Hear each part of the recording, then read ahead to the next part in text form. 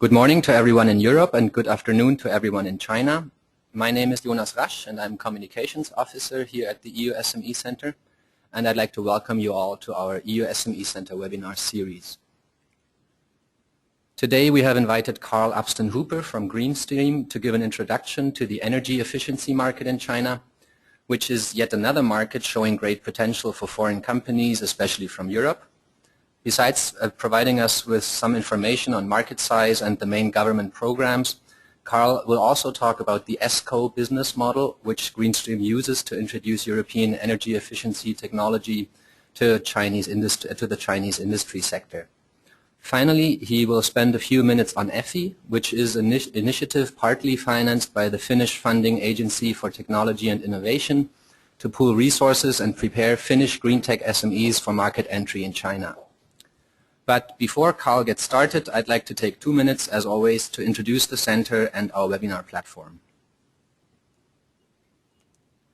As most of you probably already know, the EU SME Center is a project funded by the European Union to help European small and medium-sized enterprises enter the Chinese market and maintain their activities here. We do this by providing advice and information on opportunities and challenges in the Chinese market, as well as the legal and regulatory framework in China. This slide gives a little overview of our services and everything we have to offer. We divide our work into 4 different areas. These are business development, standards and conformity assessment, legal and human resources. We have an in-house expert team for each of them, and together we provide a range of different services. One of the main ones is the Ask the Expert service, where companies can contact our in-house experts directly via a mail or phone. Companies can also book consultations with us and come by our office here in Beijing to discuss anything in more detail face-to-face. We do publish sector reports, guidelines and case studies on a regular basis, all of which you can find in the Knowledge Center on our website at eusmecenter.org.cn. Here you will also be able to find many more resources on green technologies in China, including reports on the green tech and the green building market. We frequently organize trainings and seminars both in Europe and in China. Take a look at our events calendar on our website as well to see what's coming up next. On our website you will also find 3 different databases, one on trade fairs in China, one on service providers, and one on the main Chinese business laws with English translations. All of our services are free of charge for European SMEs and intermediary organizations such as chambers of commerce, trade promotion agencies or embassies. To get access to everything we have to offer, please first register on our website. Now also, as always, I'd like to take 1 minute to explain to you how you can ask questions during the webinar, which Carl will then answer during the last 15 minutes. Since you won't be able to communicate with us directly, please type in your questions in the panel that you see on your screen where it says enter a question for staff. Go ahead and send us your questions whenever they come up. We will collect them and then pass them on to the expert later on. Any questions that we are not able to answer during the webinar will be answered via email in the next few days.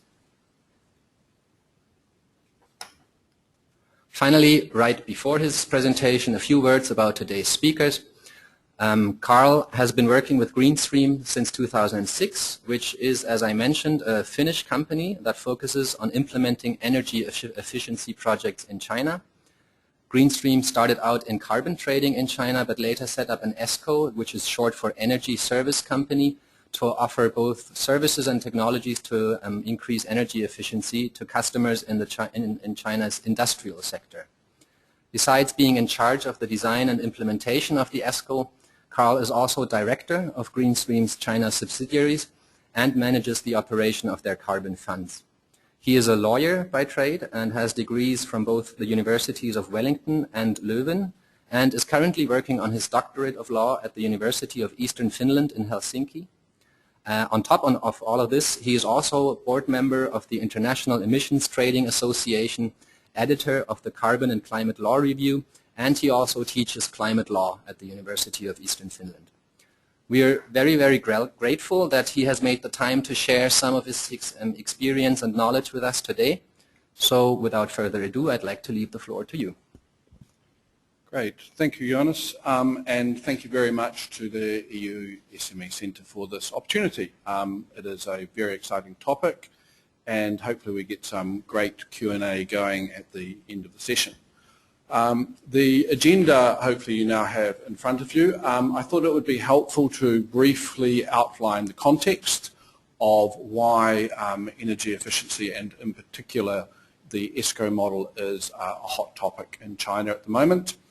Anything with a lot of jargon, I think, can be a little bit confusing, so I would like to demystify some of these terms and discuss what ESCO is, what an energy service company does, and in particular what energy performance contracting is, because you will see this term floating around the space a lot. I would then like to briefly walk us through the last 15 years of energy efficiency activities here in China, which really kicked off in 1998.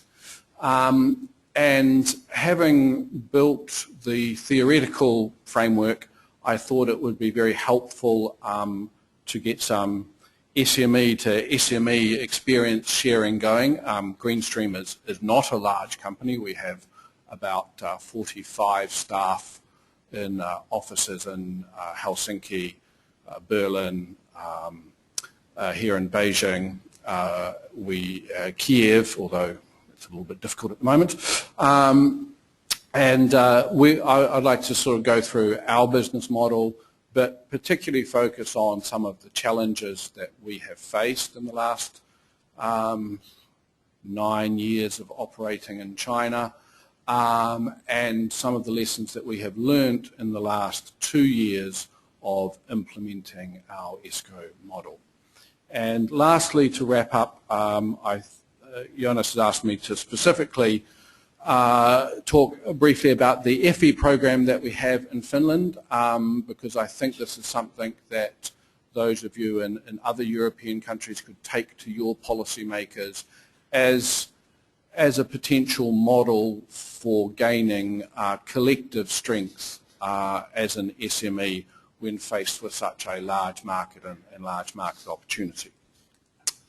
But so, if we get into the issue, energy efficiency in China is a very, very hot topic. Not only is China now the largest economy in the world, it is also the world's largest consumer of energy, and it does that quite inefficiently. As you can see in the graph here, this trend is showing no sign of abatement. I think China's economic growth for the last decade has averaged around 8%, just above, just under. And so you are getting a bit of a hockey stick graph in terms of energy needs, and this is becoming not only a major economic issue, but for any of you who live in Beijing, it's also a rather large social issue. China's policy attempts to address energy efficiency really started in a serious manner in the 11th five-year plan, where we had an energy consumption reduction target of 20%. That was achieved. The official figure, I think, is 20.7%. Sometimes I think you have to take official statistics in China with a grain of salt. But there is clearly now a political direction being set at the highest level in China. This continued with what was called the Top 1,000 Enterprises program.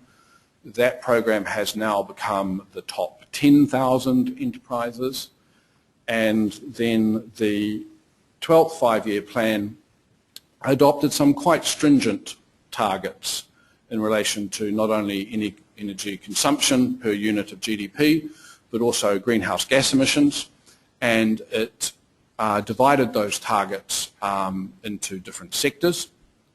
and I just gave you a couple of examples there, and we'll get back to this when talking about ESCO, because certain industry sectors have quite onerous targets. Our projects to date have been in the paper sector, and making Chinese paper mills more energy efficient, and as you can see that they have quite a strict target to achieve.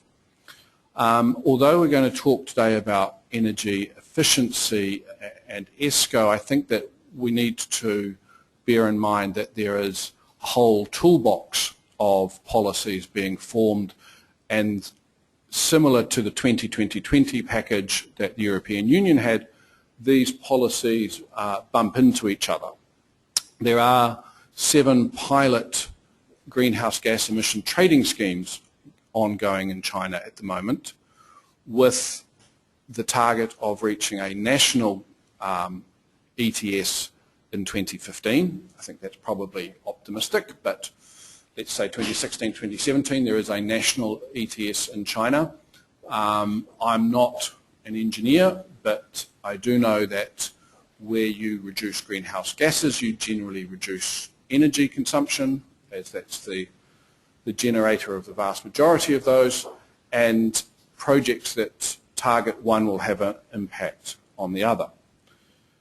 Similarly, for related but also other security of energy supply reasons, China is investing very heavily in the band of nuclear plants that run along its coast, and has strongly supported not only the implementation of renewable energy projects, but the development of renewable energy technologies, particularly around solar.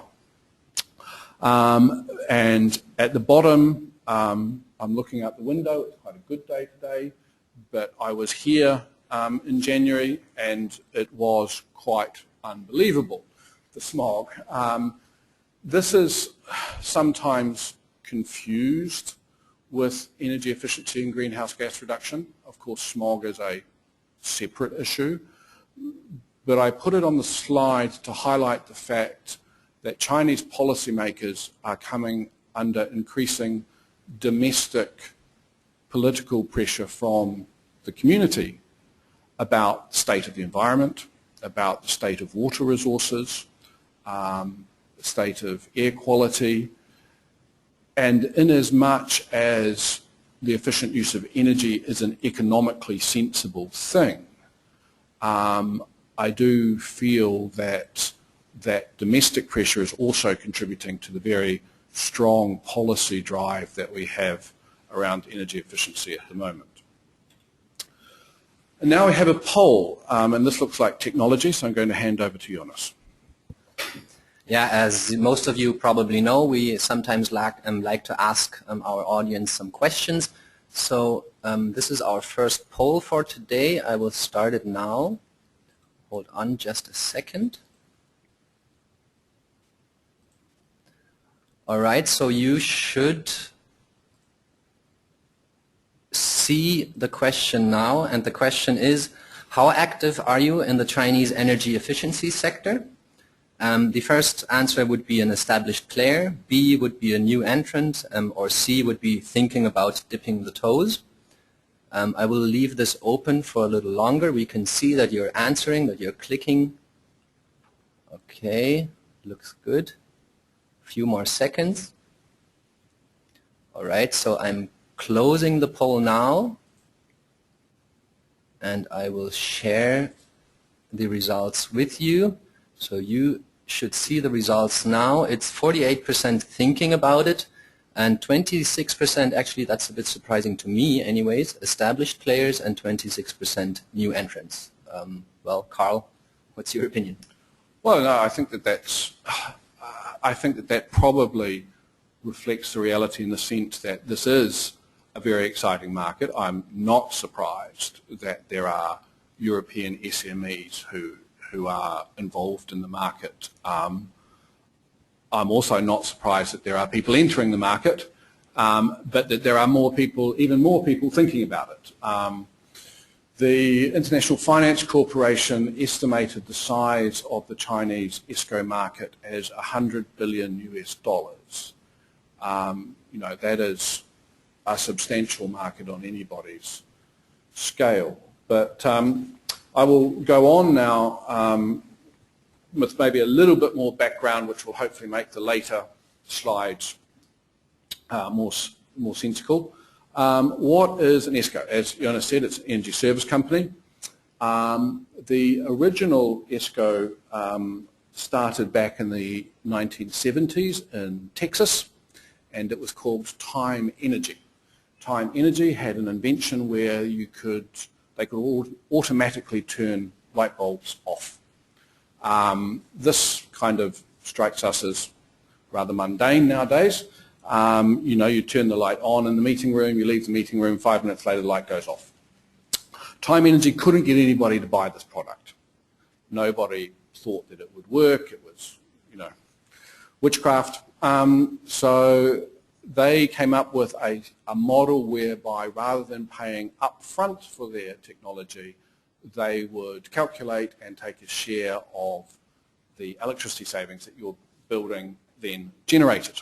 And thus energy service companies were born. It was very fortuitous timing with the oil shocks, and the model rolled out across North America, partly without getting too technical in relation to the deliberalization of electricity markets and the role of utilities in America, came to Europe and has spread throughout the world with varying degrees of success.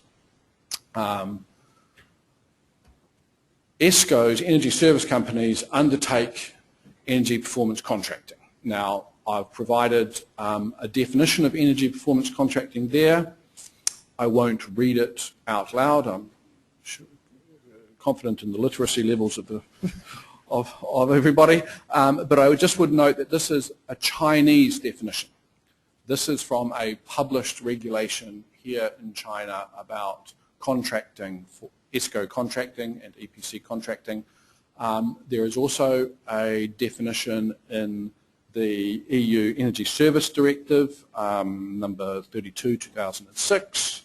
But you get the gist that we are talking about an ESCO company agreeing with an energy user, an energy conservation project, and the revenue from that being in some way related to the actual energy savings. Now, there are three predominant flavors of energy performance contracting.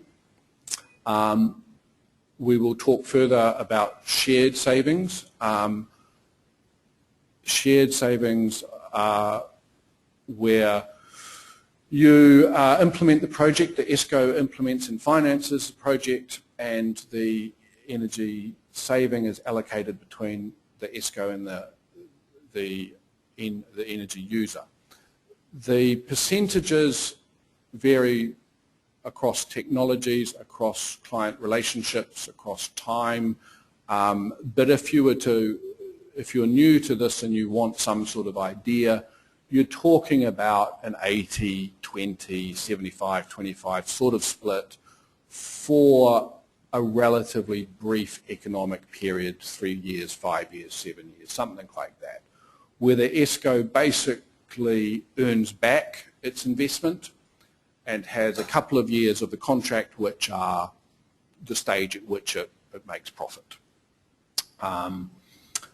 We will get into some of the details about monitoring and verification later on.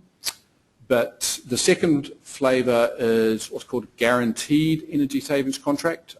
If you are a technical SME listening to this, you may already be part of a transaction where this is involved, where you are guaranteeing some level of performance from your equipment.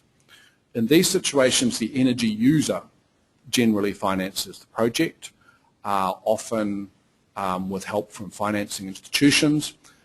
But key to that financing is your performance promise. And if the equipment, the project does not live up to the guaranteed performance, it is guaranteed, i.e. there will be financial consequences on the ESCO if the level of savings is not generated.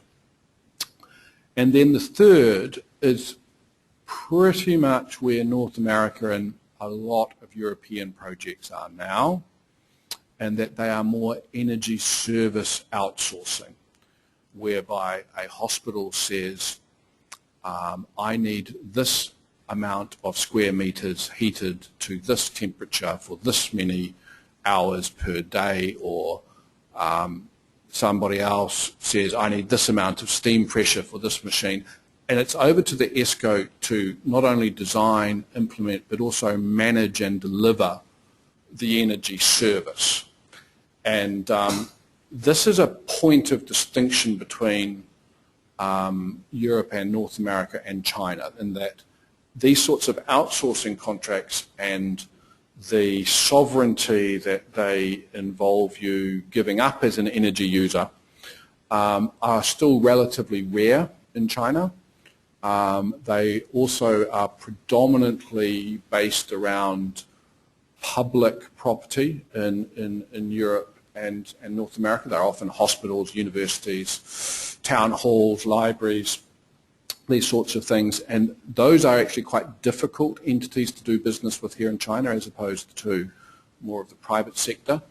I would also add that you'll often see the guaranteed energy saving contracts are the larger contracts. They're often some of the bigger capex projects, whereas the shared savings is where most of the number of Chinese ESCO projects is, although most of the investment in Chinese ESCO projects are guaranteed energy savings. So, moving on. Just to give you a graphic of shared savings, I would also just note that shared savings are important in China because there is subsidies available for energy saved through an ESCO model here in China, and those subsidies are only available for shared savings projects.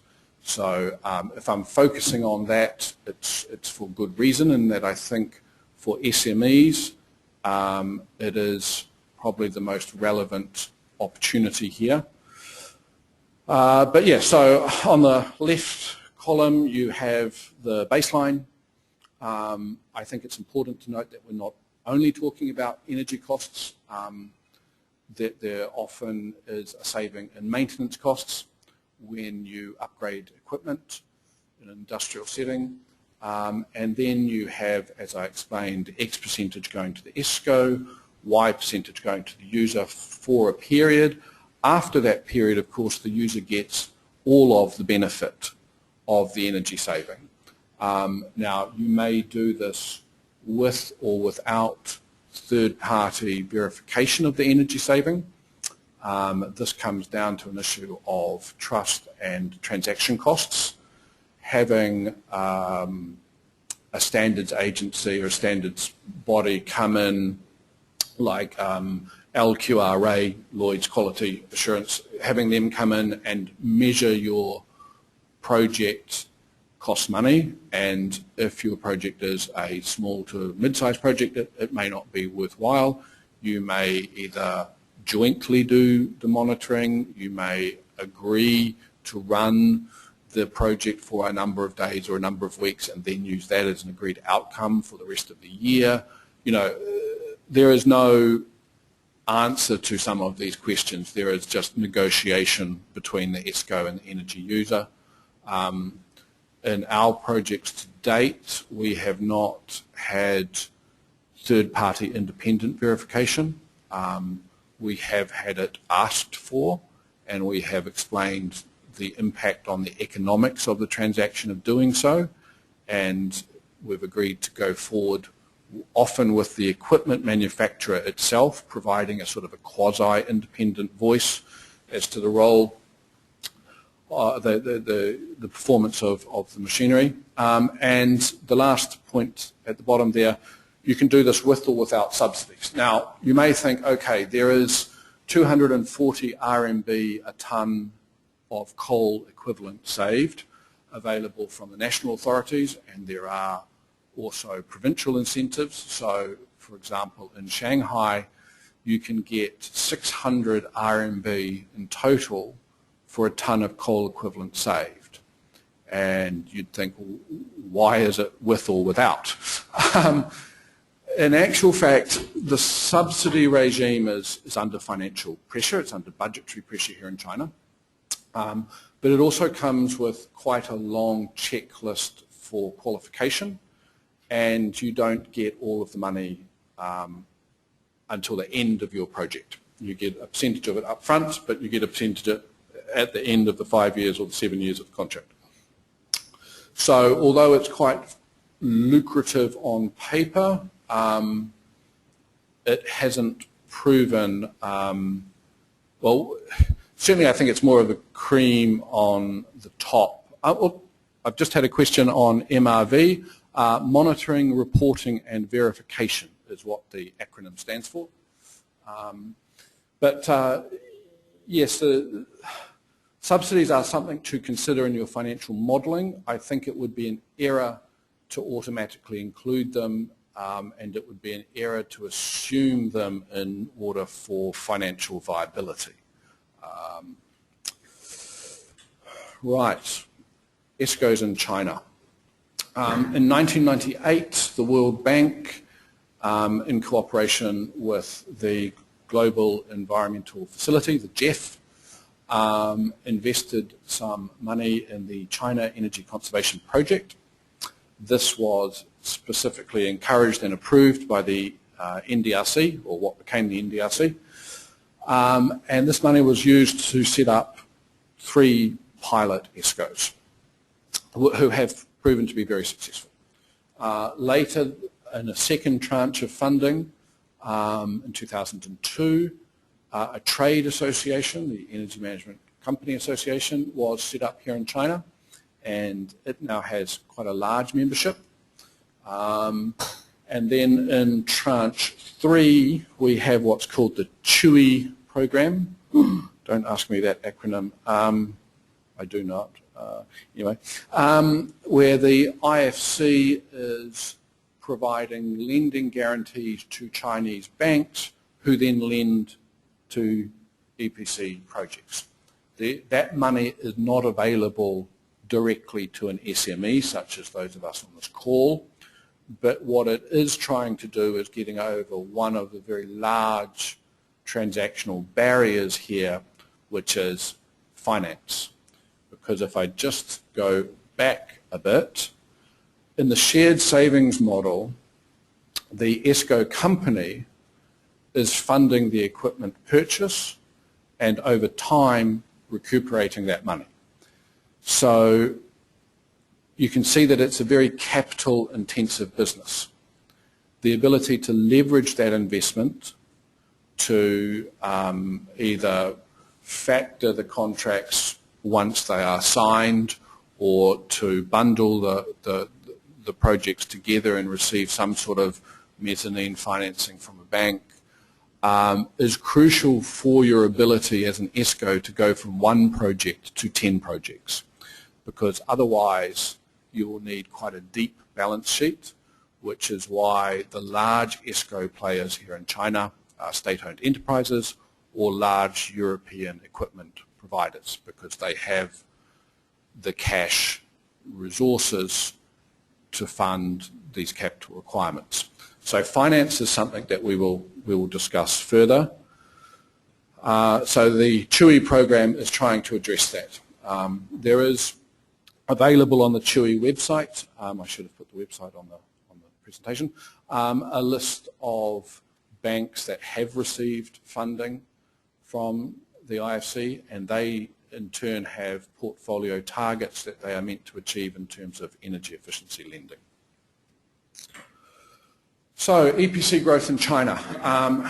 As you can see, once the second tranche of funding from the World Bank arrived, we started to have actual ESCO work being done here, and that has grown markedly. I was actually able to find some slightly more up-to-date figures, and that I understand that the figure is now around 50 billion RMB, 50.6 billion RMB, I think, in 2012.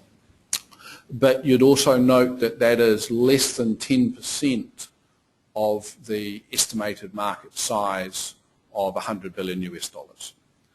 So there is growth, but there is potential for much more growth, and there are barriers to growth that we'll talk about in the lessons learned. There are currently about 4,000 companies who have in their business license that they provide energy efficiency services. Of those, about 2,300 have actually registered with the Ministry of Commerce as an ESCO company. And of those, 4 do most of the work. And that is partly the nature of the market economy here, and it's not a pure market economy. The largest ESCO, and I think there might even be somebody on the call from here, is of course the China Energy Conservation Environmental Protection Group. They have very large projects at the Lafarge Cement Works.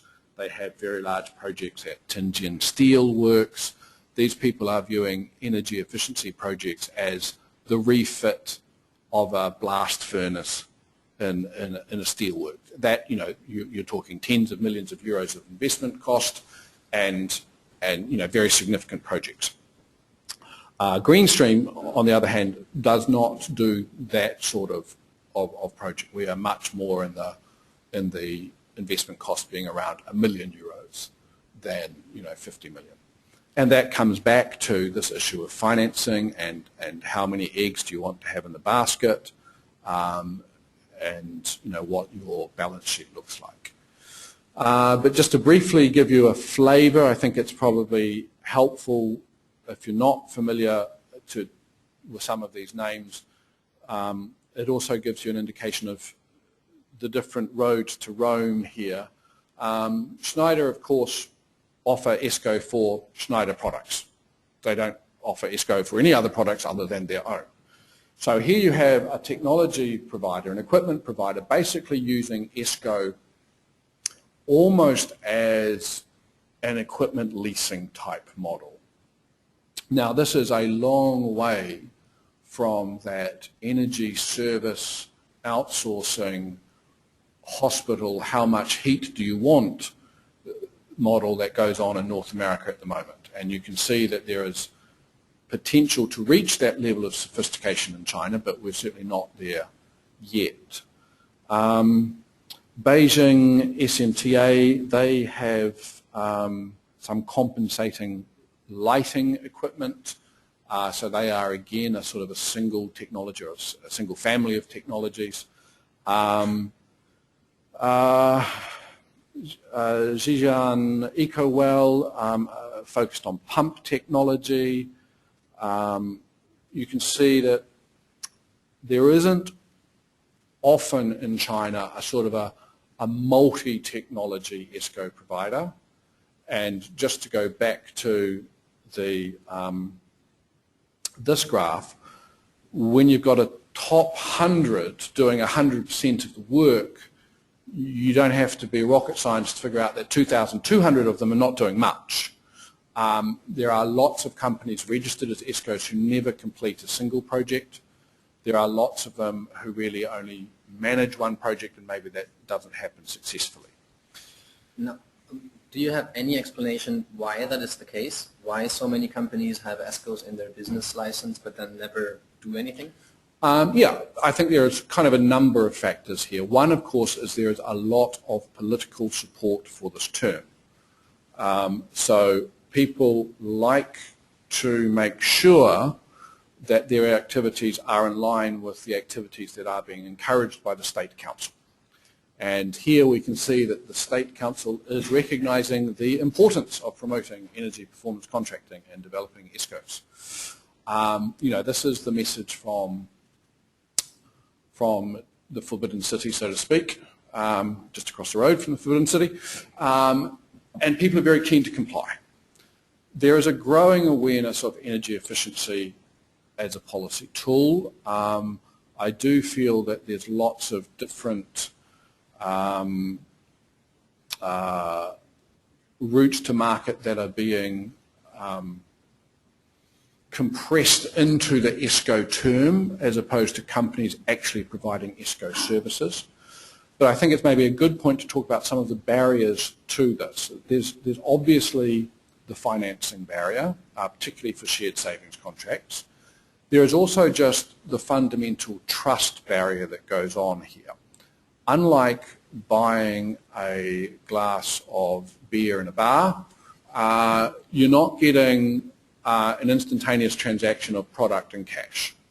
What you are getting as an equipment provider supplying to or an ESCO company supplying equipment is you're getting to take your very valuable Western technology and you're going to get to put it several thousand kilometres from Beijing in a city you've never heard of and hope that these people pay you every month for the next 5 years.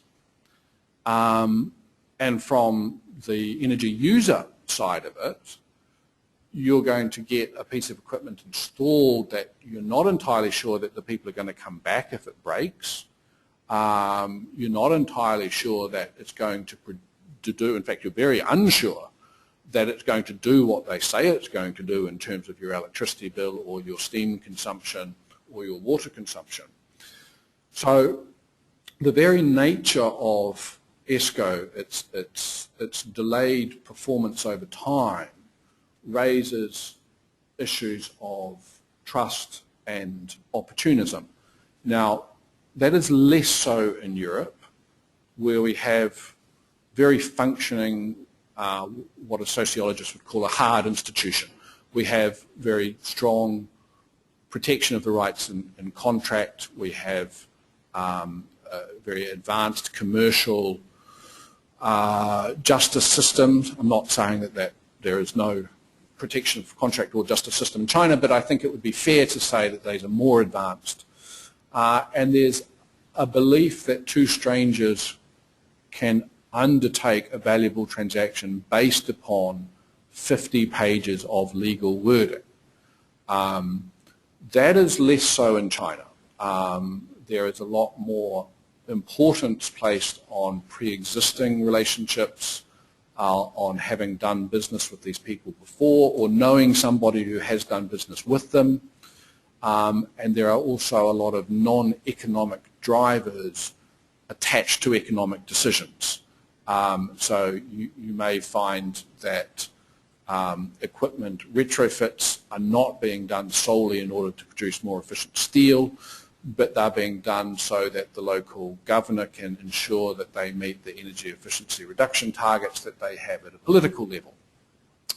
So there are financial barriers. I think there are also, certainly once you get out to the provinces, the concept of ESCO is not necessarily well understood. I don't think it's brilliantly understood in Europe, but it's certainly not well understood outside sort of the Pearl River Delta region. And you do have to sort of, who owns the equipment? The ESCO company owns the equipment, but it's in somebody else's plant. How does the local insurance company deal with this? There are lots of practical issues that you need to think about. Whose responsibility is it to provide physical protection, insurance, maintenance, training, all these sorts of things, and because it's in the plant, people might act like they own it. Oh, I'm going to tinker around with it. I'm going to improve it, and you're like, no, it's not your equipment. You can't just do what you like with it. But just before we get into our experiences, just to wrap up the state of play. There's also tax relief available here which is another large driver of your question, Jonas, as to why people are perhaps branding equipment purchases or equipment leasing, why they are branding it ESCO or establishing ESCO companies, is that 3 years of no income tax and 3 years of 50% income tax is kind of attractive. But it's time for poll number 2. Yeah, another quick break for you and some action from your side. I will prepare the next question.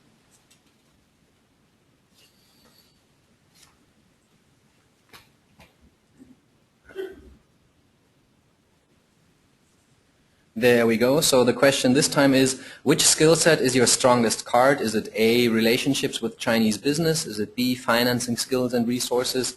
Or is it C, technology skills and resources? Once again, I will wait a little bit for your answers.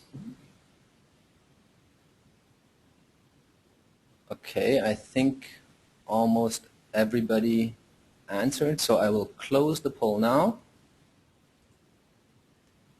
And I will share the results with you.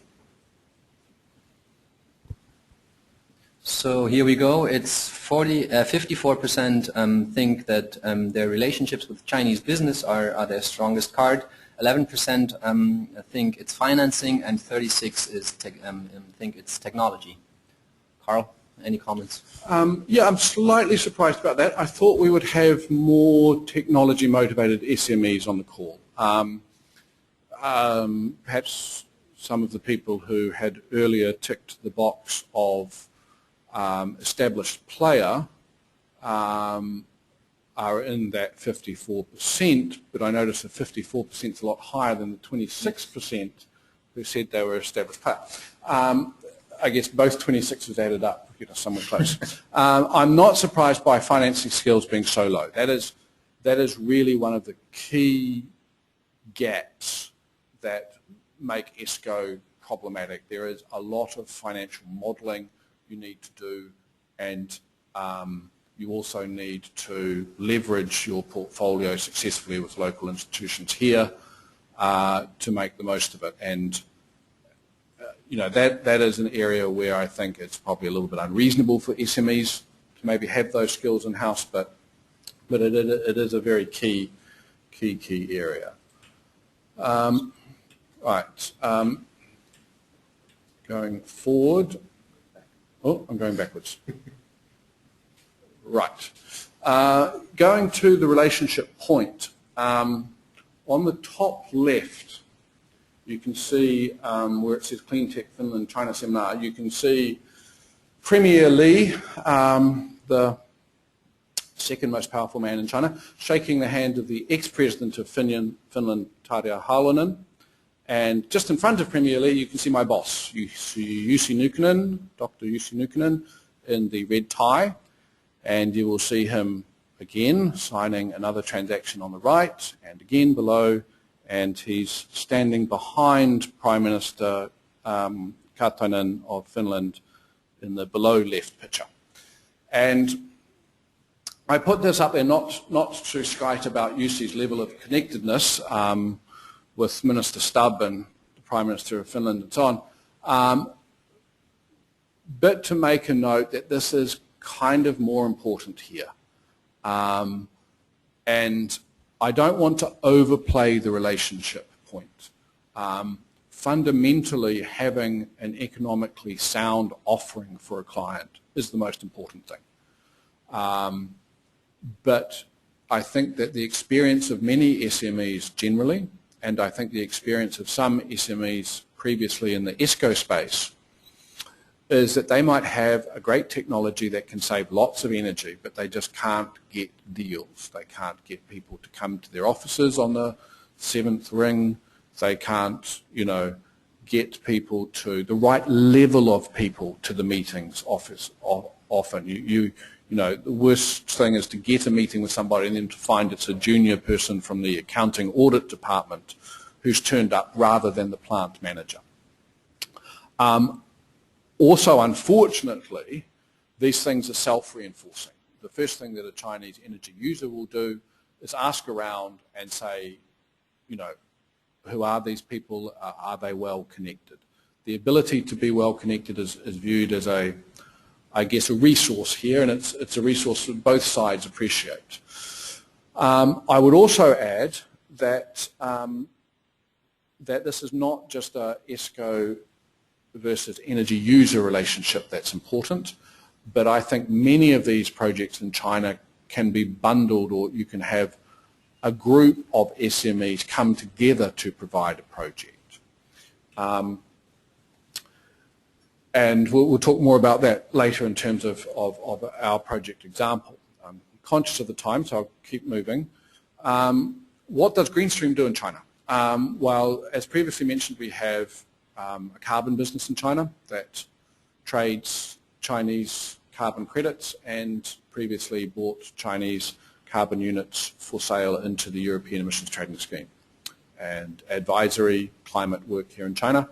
But a couple of years ago, partly on the success of our CDM relationships with large, predominantly power providers here in China, and partly out of the low prices available in the global carbon market, we decided that we needed to turn to another business model. We bring together Nordic clean technologies and our existing industrial client base here in China. We've been operational in China since 2005. We are very fortunate to have an office in the Forbidden City. I think we might be the only private company in the world with an office in the Forbidden City. And our China, we have about 20 people working in our China office here, and they have very strong relationships with major industrial companies around China. We use shared savings model. I won't go into too much of the specific financials as that's confidential, but we are taking a large share of the saving for around 5 years, to give you a ballpark. We have to date done all of our modelling and projects without factoring in the public subsidies available and without leveraging the projects with local Chinese partners. Both of those two things we are now looking at the to-do list for 2014, but we didn't want to delay the project implementation on the basis of trying to convince the Industrial Bank of China to provide us funding. We are very fortunate to have recently signed an investment agreement with FinFund. FinFund is a quasi-public incubator of technology and innovation in Finland. So here is one of our projects. It's at the Henglian paper mill. There's standing behind Faisal and Thomas. On the right-hand side, you can see a large barrel-looking thing. That is a turbo blower from Runtek. And for the very, very quick technology lesson that I received, when paper comes out onto the rollers in a paper factory, it's wet, and you have to suck the moisture out of the paper to allow it to dry and to form paper. So you need to create vacuum, and that's traditionally been done for the last 100 years by spinning in a drum a large amount of water, and in the middle you have vacuum.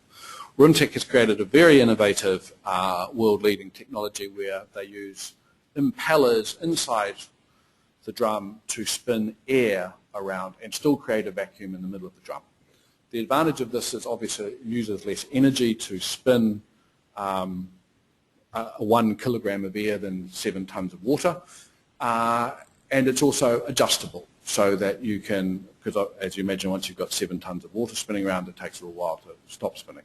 But with the Runtek system, the engineers at the paper mill can make very fine adjustments to the vacuum, and already in the first 3 months of this year, they are reporting to us that not only are they saving significant amounts of energy, but they're actually also producing a better quality of paper, and it's enabling them to produce some higher value papers than they would have been otherwise. And the energy user is sufficiently happy with the equipment that they are now in discussions with us to roll out the model across other paper mills that they have. You can see the details of the energy savings and everything there. I won't go into that. I would just like to maybe draw your attention to the bottom right of the screen, in that you can see a group of both Finnish SMEs and a couple of Chinese design institutes and a small construction company, in that this was a collaborative effort. I don't think that if you are an SME you need to approach this as a binary question, am I going to become an ESCO company or not?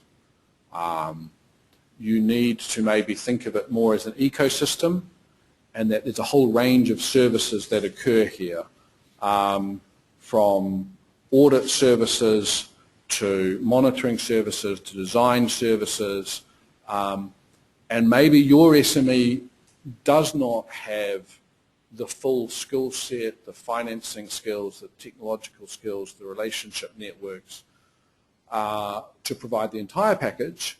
But I think certainly in cooperation with other SMEs or existing ESCOs here like ourselves, people can collaboratively deliver a project.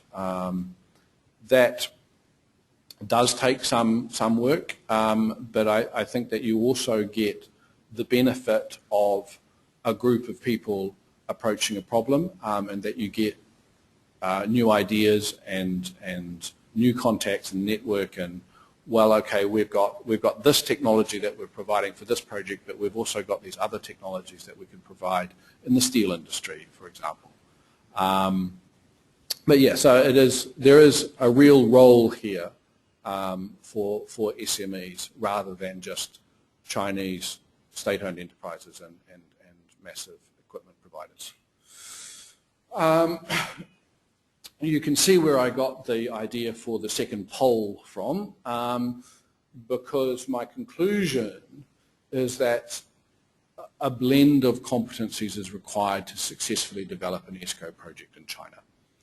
We had already project management experience and technical skills around baselines and energy consumptions for the carbon projects that we were doing based around saving energy.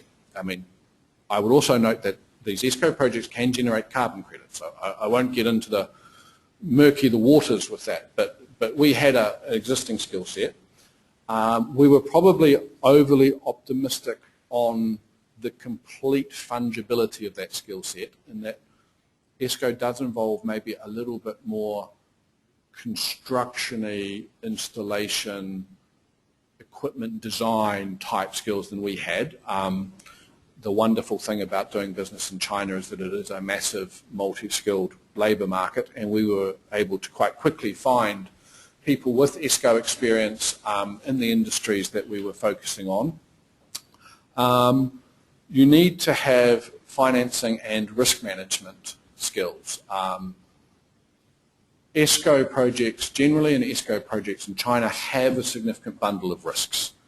The most obvious is that 3 months later you don't get paid, but there's also underperformance risks, there's shipping, there's customs, there's a lot that can go wrong, and rather than just sitting around and hoping that it all goes right, you need to have that skill set to do your risk analysis, to do your due diligence on your energy user, on your equipment provider, and then figure out the best way of financing it.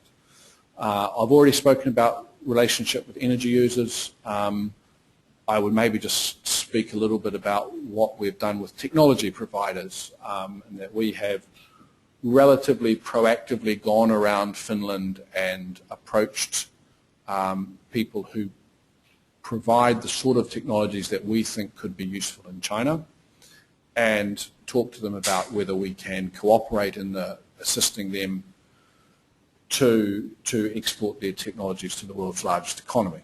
To give you the earlier example, Runtech Systems is not a large company.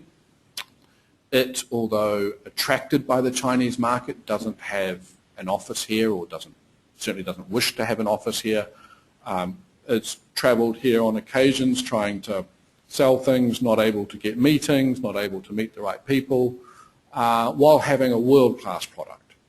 So for them, dealing with Greenstream as a Finnish company, in that, you know, we buy their equipment, they don't have to deal in a different jurisdiction, language, currency, anything like that. We can buy their equipment and work together in terms of installation, monitoring, and maintenance, and so on. But there is also an attractiveness if you're an SME here as a supplier into the ESCO market.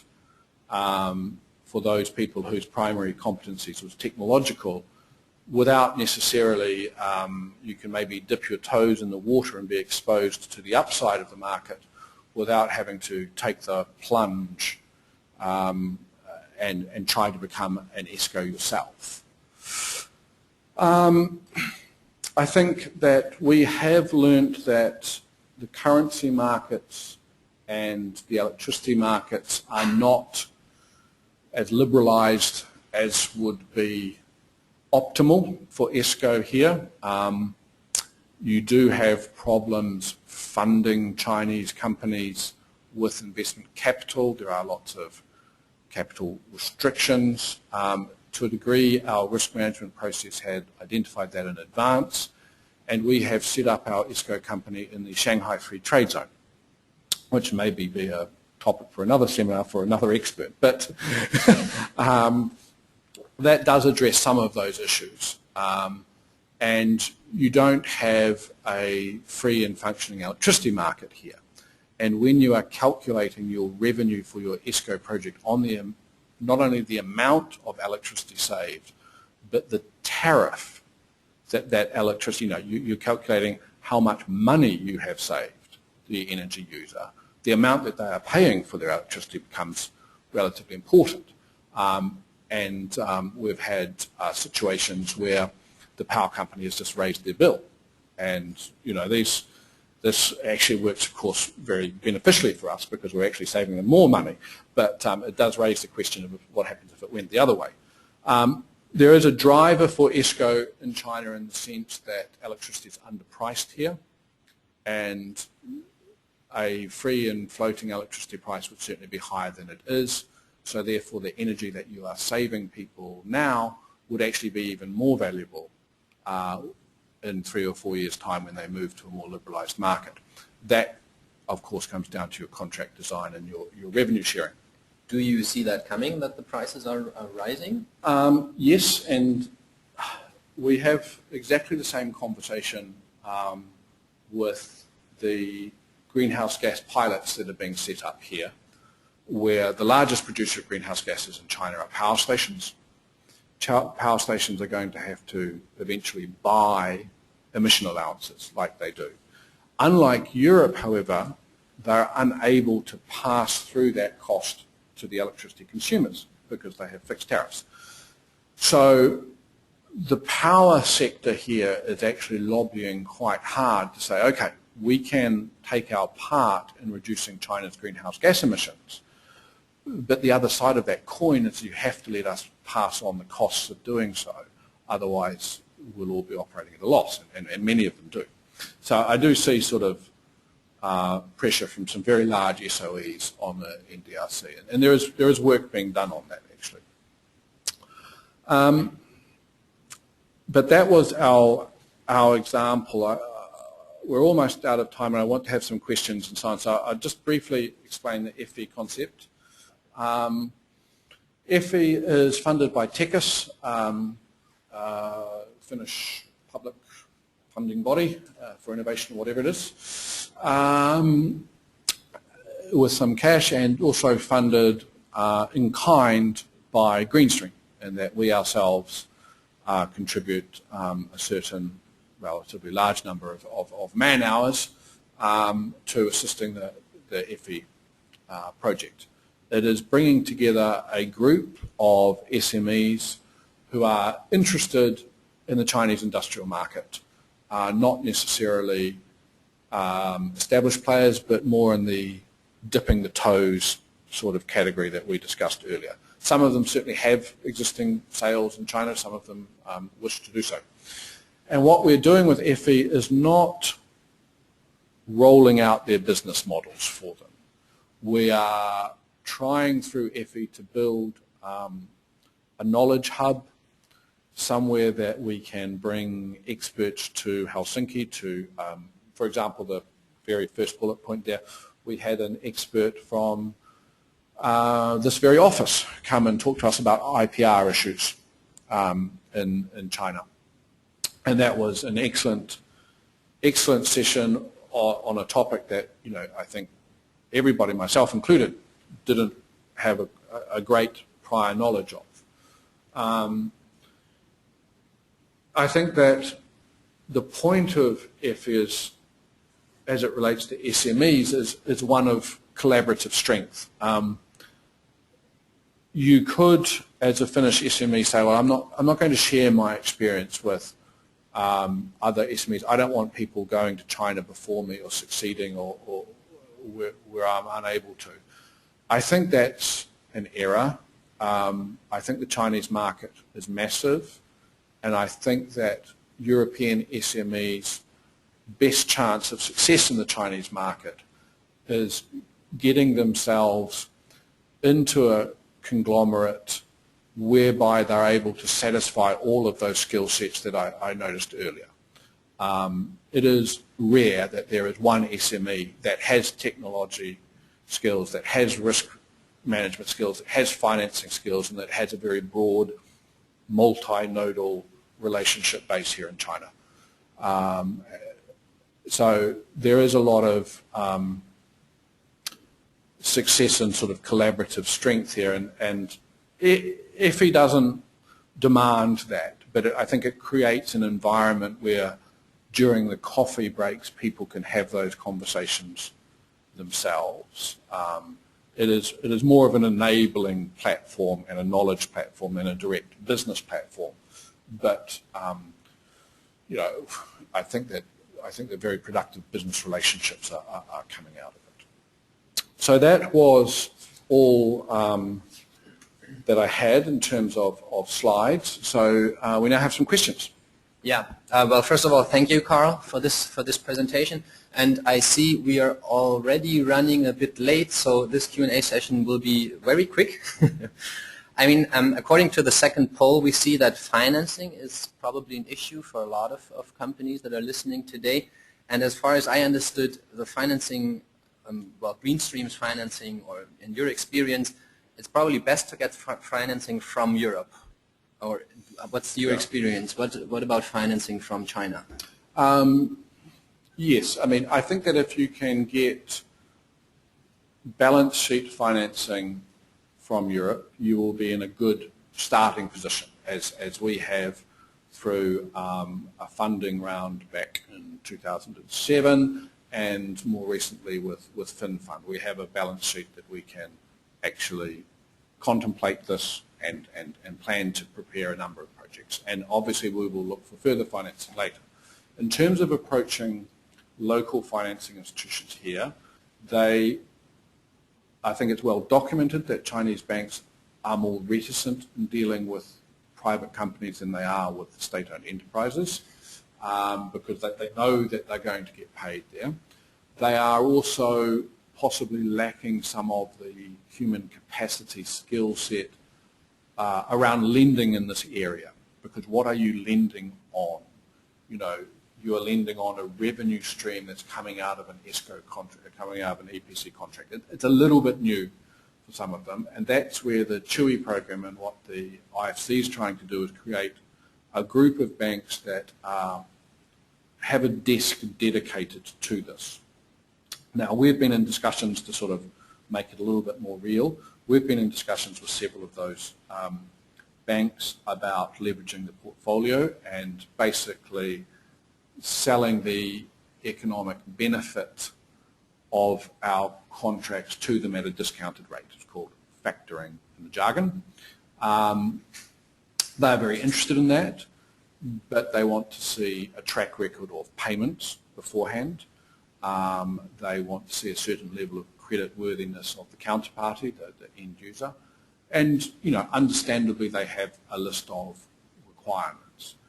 Knowing those requirements is very helpful for us in order to plan which projects we do or which end users we enter into contracts with.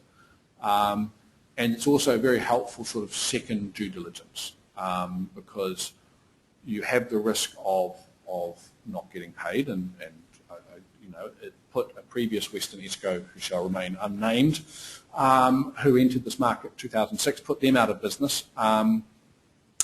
So we're very conscious of the fact that involving some of the larger banks is also a risk mitigation measure. We have less capital exposed, and the capital that we do have exposed is jointly exposed with a large financing institution. I would say they have been quite long discussions. I mean, we are a well-established Chinese company with very strong networks and a track record here, and we are still having discussions. I think it is unrealistic to be able to rock up at the, you know, Beijing airport and then catch a taxi to a bank and try to have a discussion of how you're going to finance your business model.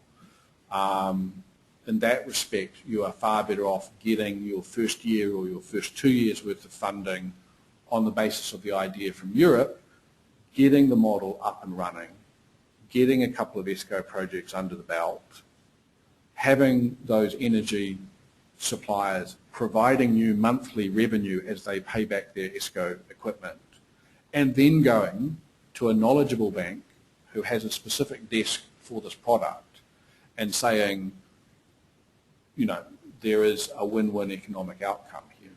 All right. Second question also in relation to financing. You mentioned that there are some subsidies from the Chinese side for an ESCO business. Are there any other incentives from the Chinese side, any significant ones? Yeah, there's a range of incentives, and you saw the statement from the State Council, right? So the way that the Chinese regulatory system works is the State Council makes a kind of one paragraph, you shall encourage this. And then everybody goes off and slightly scratches their head and wonders what they should do. And the NDRC comes up with its subsidy proposal and requires that the provinces contribute. But at a lower level, individual cities have also come up with their own subsidy proposals.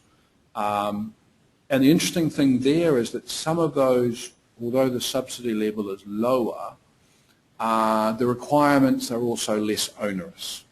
What I forgot to mention in terms of talking about the, you know, large subsidies, 600 RMB per tonne of coal equivalent saved, makes a lot of projects very economic.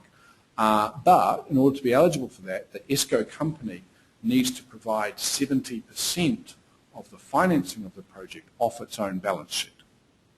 So, you know, you give with one hand, you take away with the other, depending on what your cost of financing are. Whereas some of the cities, I did make a note of this earlier, you have situations in which you can have smaller projects, maybe down to sort of 100 tonnes of coal equivalent saved, or there was one that simply had a contract value. If your contract value was more than 2 million RMB over the life of the contract, then you were eligible for a subsidy. Wuhan, where provided your contract is of at least 2 million RMB, they provide a subsidy, and interestingly there, they pay 60% of that to the host, the energy user, and 40% of that to you, the ESCO. Because with any subsidy discussion, you have a cake to be cut. And that alters, going back to the finance skill point, the way that you cut that cake, who gets what share of the subsidy, when the subsidy arrives, can quite alter the expected return of the project. And being a foreign company is not an issue there? My advice to anybody would be to set up a local Chinese operating entity. Being a foreign company should not be an issue, but it is an issue.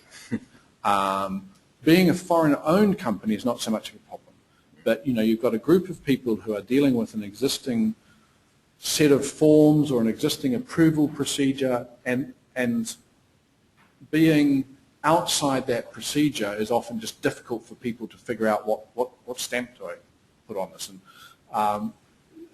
And maybe that's something here that the SME, I'm sure, offers advice on, is what is the right way to enter China in a corporate form. Yes, we do, indeed.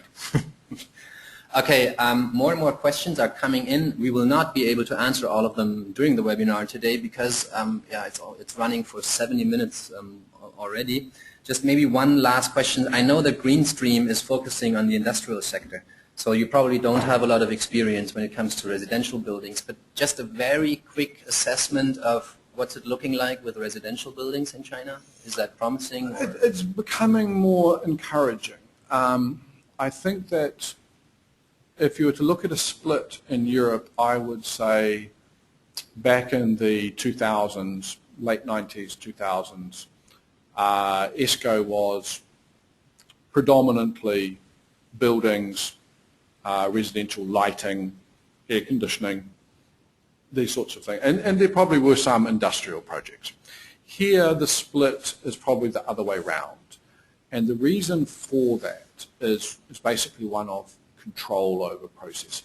People are okay with you putting in a new pump as part of their process.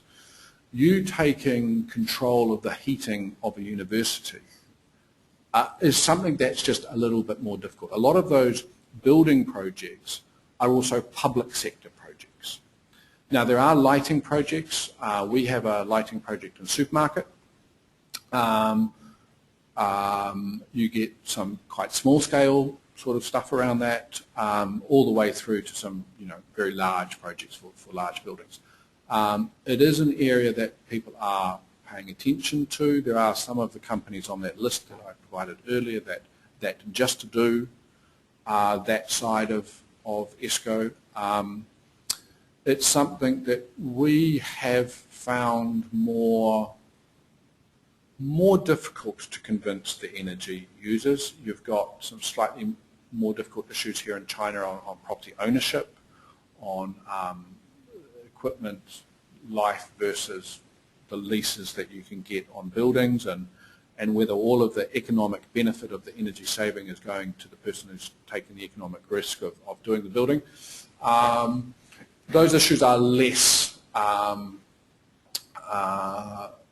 in the industrial sector, and also, to be frank, we come from a more engineering background, and our relationships with technology providers in Finland are with some of those industrial processes. We just very briefly we had a product that was a service-based product which took remote control of a facility, guaranteed significant energy savings, whereby a facility would be controlled by a laptop by an expert at a company who shall remain nameless back in Helsinki, and that was not popular. And people were struggling with, even though the economic benefit was massive, and sufficiently so that we could go to a fairly low shared rate. We could hand over a large slice of the cake. But you do struggle with some of those issues. They are not insurmountable, and there certainly are those projects here. As the market matures, I think you'll see more and more of them. Okay, so unfortunately we really have to stop here now. Thank you, first of all, once again for the presentation and for the answers you just provided. Thanks to all of you out there for participating in this webinar, for asking all these interesting questions. As I mentioned, there is a number of questions that we have not been able to answer now. We will do so via email in the next few days. If you have any other questions concerning energy efficiency or green tech in the coming weeks or months, You can always contact our in-house experts. You see the email address here on that slide. That's info@eusmecenter.org.cn. All of our webinars are recorded, as you know, so if you would want to rewatch this at a later point, just take a look on our website or find us on YouTube. That's it for today. Once again, thank you all, and thank especially you, Carl, for being here today. Our webinar series will continue tomorrow, not tomorrow, next week on Tuesday, with a webinar on opportunities for small and medium-sized enterprises in Fuzhou. If you would like to sign up for that one, please go to our events calendar and find the webinar and then just click on the link. As always, we appreciate your feedback, so you will see a short survey in a second, and yeah, please let us know what you think. That's all for today. Thank you very much, and bye-bye. Thank you all.